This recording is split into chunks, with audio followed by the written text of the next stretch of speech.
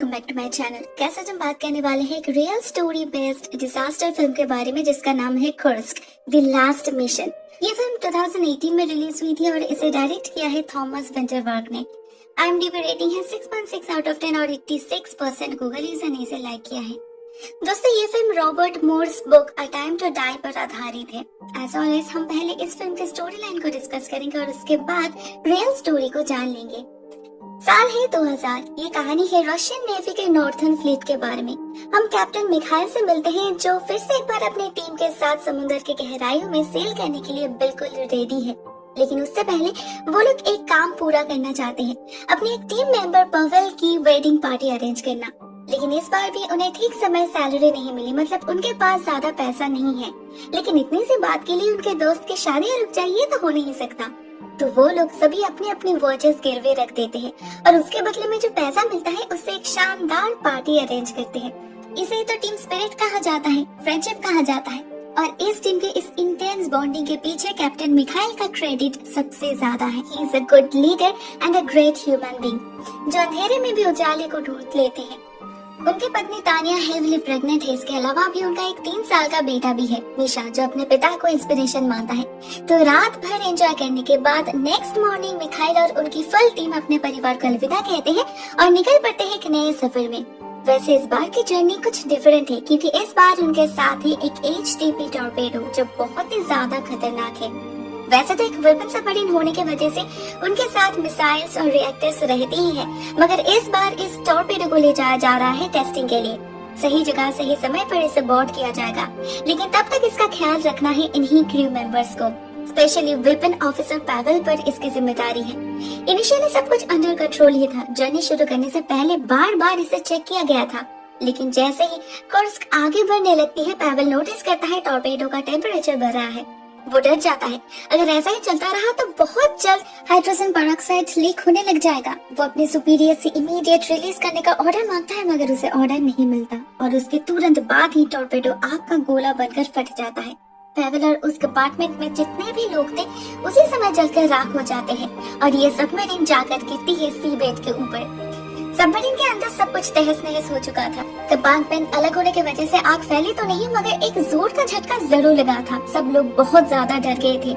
इसी बीच मिखाइल अपने क्रू को फर्दर इंस्ट्रक्शंस दे ही रहे थे। ठीक इसी समय इस एक्सप्लोजन की वजह से टेम्परेचर आउट ऑफ रेंज हो जाता है और एक चेन ऑफ एक्सप्लोजन शुरू होता है। कई सारे हिस्सों में आग लग जाते हैं और इस बार ये झटका सबमरीन के आउटर शेल को भी तोड़ देता है, जिसके वजह से समुद्र का पानी तेजी से अंदर आने लगता है।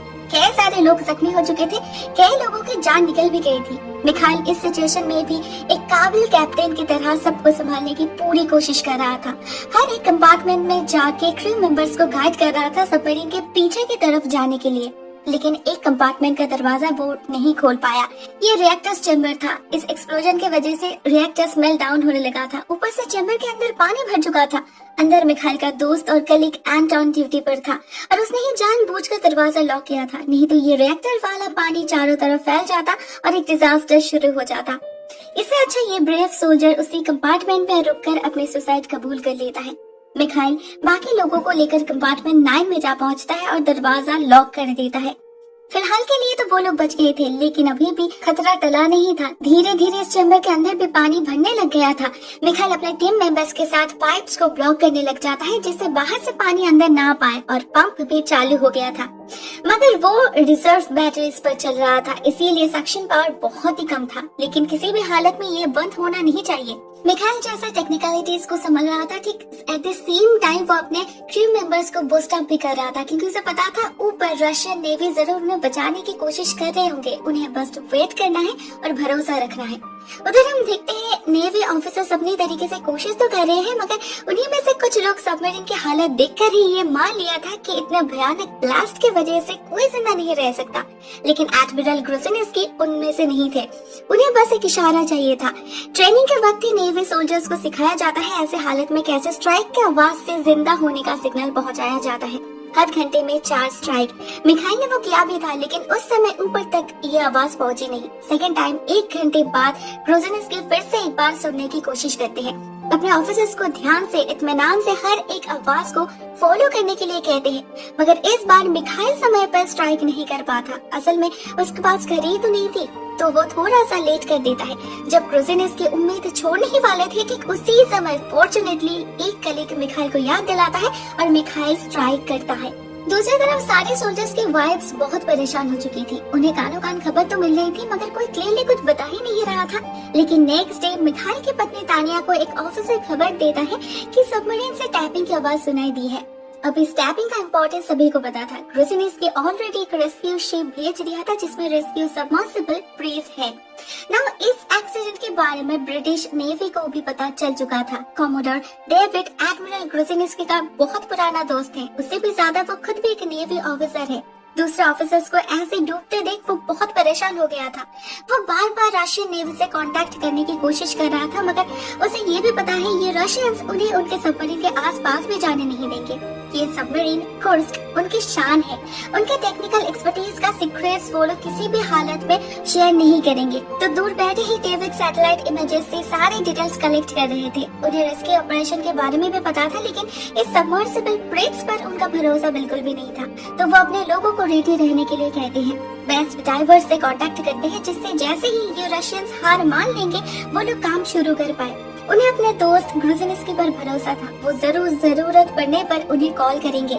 ये बात बिल्कुल सही है। क्रूजिनिस्की के लिए पॉलिटिक्स से ज्यादा अपने आदमियों की जान प्यारी है, मगर ये नेवी उसके बाद से तो नहीं चलता। उनका बॉस किसी भी फॉरेन असिस्टेंस अलाउ करने से ही मना कर दिया था। जब तानिया और भी सारे वाइफ्स उनसे पूछती है अपने हस्बैंड के कंडीशन के बारे में, तो उसे झूठ कहा जाता है, अंधेरे में रखा जाता है। मतलब एक तरह से ये रशियन अथॉरिटी उन सोल्जर्स को डेड ही मान चुके थे। लेकिन इस सबमरीन के अंदर वो सोल्जर्स तब भी स्ट्रगल कर रहे थे। इमरजेंसी सप्लाई से वो लोग किसी तरह से पंप को तो ऑन रख पाए थे, मगर नई मुसीबत ये थी उनके पास इनफ ऑक्सीजन नहीं था। उसके लिए जनरेटर ऑन करना होगा, मगर उसके लिए ऑक्सीजन कार्ट्रिजेस की जरूरत है जो दूसरे कंपार्टमेंट में है, और वो कंपार्टमेंट कंप्लीटली फ्लडेड है। ये सिचुएशन डू और डाई का था। ऑक्सीजन के बिना वो लोग वैसे ही मरने वाले थे, तो मिखाइल रिस्क लेता है। वो एक दूसरे क्रू मेंबर साशा के साथ बहुत मुश्किल से उस कंपार्टमेंट में जा पहुंचता है। लॉकर्स में से 20 कार्ट्रिजेस ढूंढ कर निकालता है और बड़ी मुश्किल से वापस भी आता है। लेकिन इस प्रोसेस में इतनी देर तक सांस रोक रखने की वजह से उन दोनों की हालत ही खराब हो चुकी थी। खुशी की बात सिर्फ ये है कि अभी उनके पास जिंदा रहने के लिए और ज्यादा वक्त है और उम्मीद भी। हम देखते हैं प्रीत्स कुर्स्क तक पहुंच चुका था। उन्हें टैपिंग की आवाज क्लियरली सुनाई दे रही थी।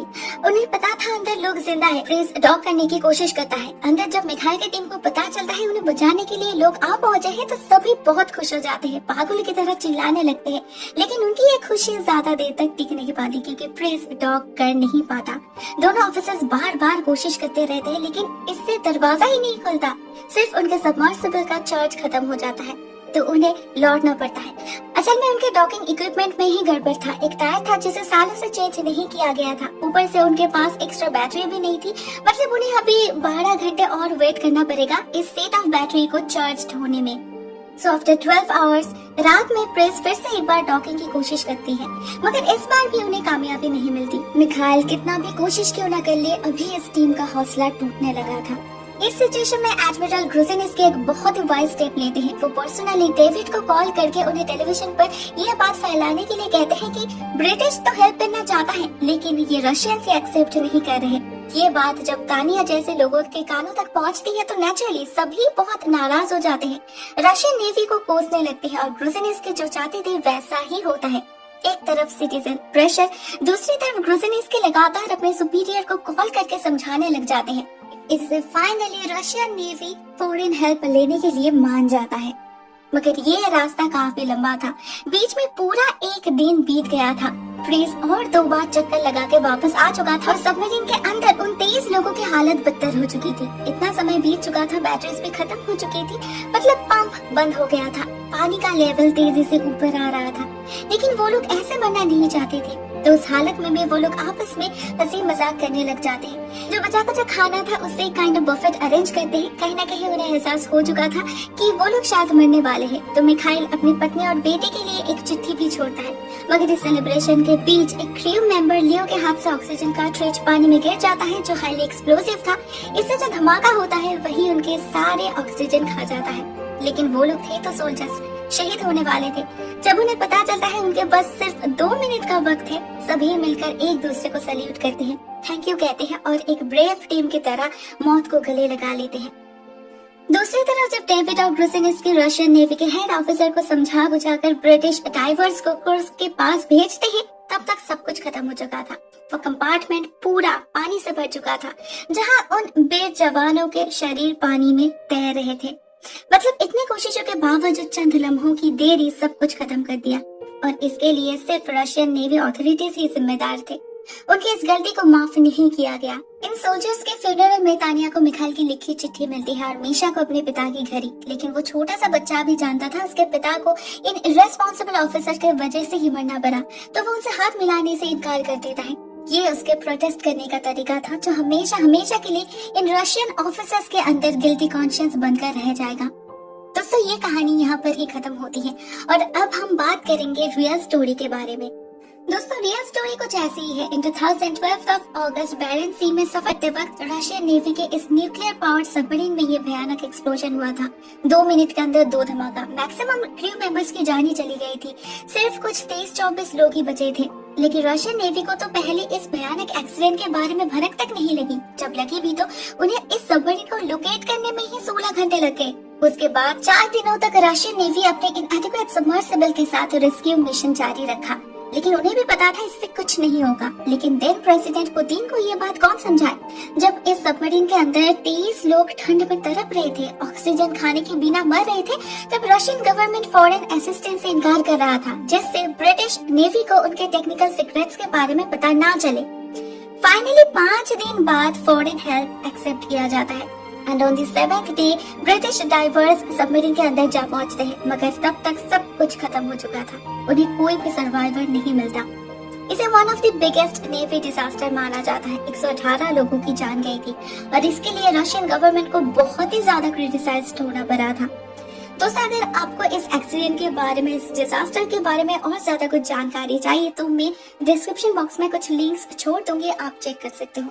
दोस्तों असल में उस समय यूएसएसआर की हालत बहुत ही खराब थी। उन्होंने इस सी मॉन्स्टर कोर्स को तो बना लिया था, मगर इसे मेंटेन करना, क्रू को ट्रेनिंग देना पॉसिबल नहीं था। इवन सोल्जर्स को तो सैलरी तक ठीक समय पर नहीं मिलती और रेस्क्यू ऑपरेशन के लिए उनके पास वैसा कुछ था ही नहीं। सब कुछ तो बिक चुका था और ये सब कुछ ही उन सोल्जर्स को पता था, लेकिन फिर भी वो लोग अपना काम कर रहे थे। लेकिन इन शहीदों को ऐसी मौत क्यों मिली? ये तो इंसानियत के नाम पे कलंक है। सिर्फ क्रिटिसिज्म से तो उन्हें जस्टिस नहीं मिल सकती, लेकिन हम और कर भी क्या सकते हैं। दोस्तों आज की वीडियो बस इतना ही। Thank you so much for watching this video.